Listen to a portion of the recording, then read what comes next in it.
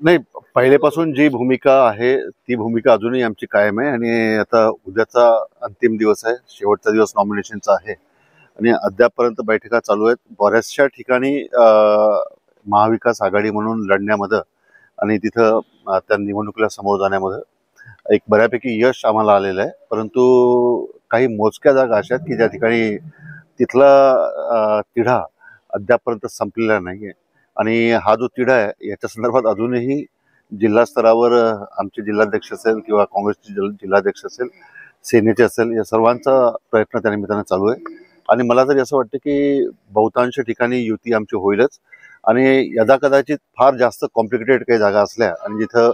फारच जास्त अडचण असेल अशा ठिकाणी युती कायम ठेवून मैत्रीपूर्ण लढत काही मोजक्या जागेंवर जर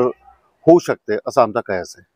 रात्र बाकी आणि उद्याचा दिवस पूर्ण आहे, उद्याचा पूर्ण 3 वाजेपर्यंत आहे आणि त्याच्यामुळं निश्चितच ज्या मोजक्या जागेंवर तिढा कायम आहे, हा तिढा शक्य झालं तर आज चर्चेंती संपवण्याचा आमचा पूर्ण प्रयत्न आहे आणि जर नाहीच झालं तर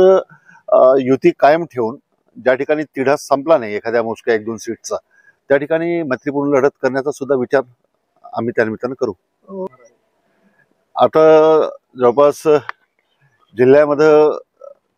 3 ठिकाणी राष्ट्रवादीचा दावा आहे. त्या ठिकाणी हिंगणघाट आहे, त्यानंतर सिंधी आहे आणि आर्वी या 3 ठिकाणी राष्ट्रवादीचा क्लेम आम्ही त्या निमित्तानं केलेला आहे. बाकी 3 ठिकाणी वर्धा असेल, पुलगाव असेल, देवळी असेल या ठिकाणी काँग्रेस त्या ठिकाणी नगराध्यक्ष पदाची निवडणूक उमेदवार देईल अशी एकंदर सध्याची परिस्थिती आहे.